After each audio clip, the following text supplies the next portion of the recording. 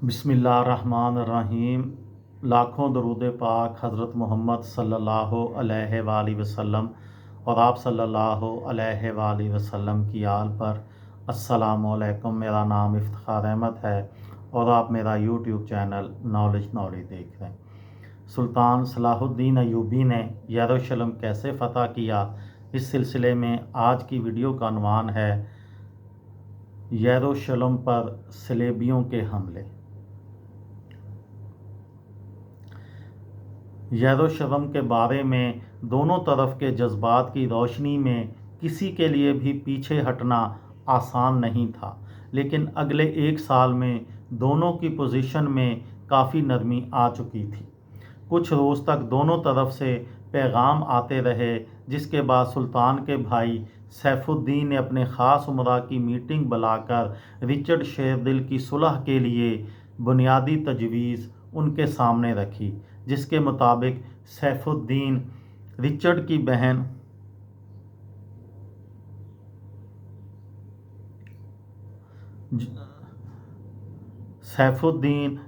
की बहन जो एन से शादी करेंगे, जो हाल ही में बेवा हुई थी, और सलाहुद्दीन उन्हें साहिली इलाकों का बादशाह तस्लीम कर लेंगे। यरूशलेम उनका दारुल हुकूमत होगा और देहात मसीही फौजी ग्रुपों के ज़ेर इंतज़ाम चलेंगे और किले नौ ब्याहता जोड़े की मलकियत होंगे। तमाम कैदी रिहा कर दिए जाएंगे और मुक़द्दस सलेब मसीहों के हवाले कर दी जाएगी और बादशाह रिचर्ड शेरदिल वापस यूरोप चले जाएंगे। जब सलाहुद्दीन ने तजवीज़ सुनी, पहले तो उन्हें इसके सच होने पर यकीन नहीं आया, लेकिन उन्होंने इशारा दिया कि वो असूलन इस पर राज़ी हो सकते हैं। ताहम बाद में रिचर्ड शेरदिल की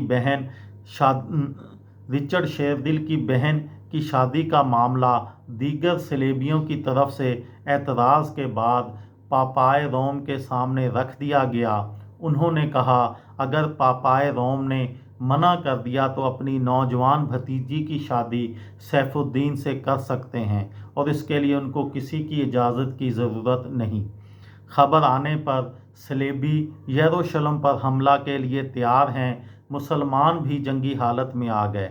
सैफुद्दीन हरावल दस्ते के इंचार्ज थे। रिचर्ड शहर से 36 किलोमीटर दूर थे।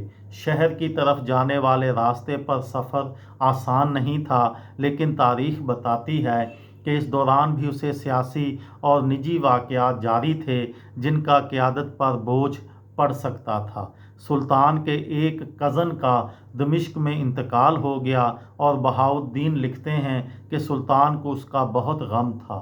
उसके बाद नवंबर के आगाज़ में जब दोनों फ़ौजें रामल्ला में आमने सामने थीं और कशीदगी बढ़ चुकी थी, सुल्तान को एक ख़त मौसूल हुआ, जिसे पढ़कर वो रोने लगे और उन्हें इस हालत में देखकर उनकी कई साथियों की आंखों में भी आंसू आ गए। बिलाखिर सुल्तान ने मखसूस लोगों के सामने अपने भतीजे तकीउद्दीन की शुमाल में एक मुहिम में मौत का ऐलान करके सबकी तशवीश ख़त्म की, लेकिन उन्होंने इस खबर की तशहीद से सबको मना कर दिया।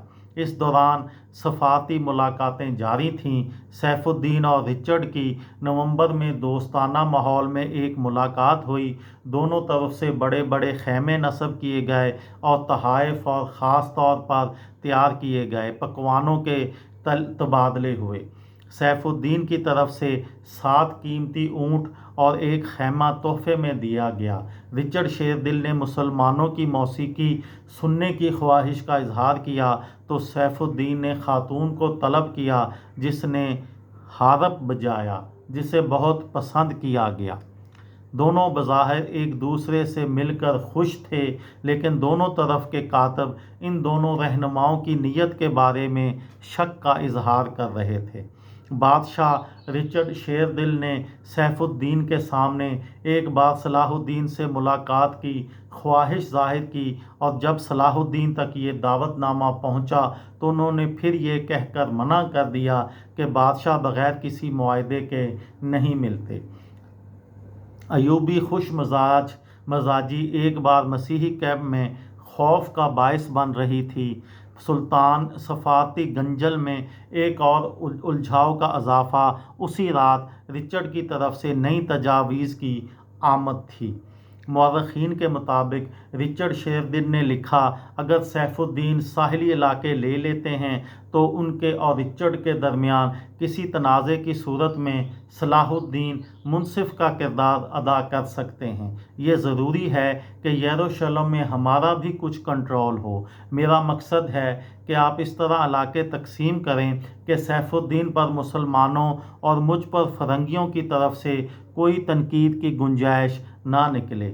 नवंबर का वस्त आ चुका था और रिचर्ड शेरदिल की तरफ से सर्दियों में यरूशलेम के मुहासरे का इम्कान बहुत कम था, लेकिन साथ ही ये भी तय था कि इस सूरत में वो सन 1192 तक इधर ही मौजूद रहेंगे। ये थी मेरी आज की वीडियो। किसी दोस्त को, किसी भाई को, किसी बहन को फ़ायदा हो तो मुझे दुआओं में याद रखिएगा।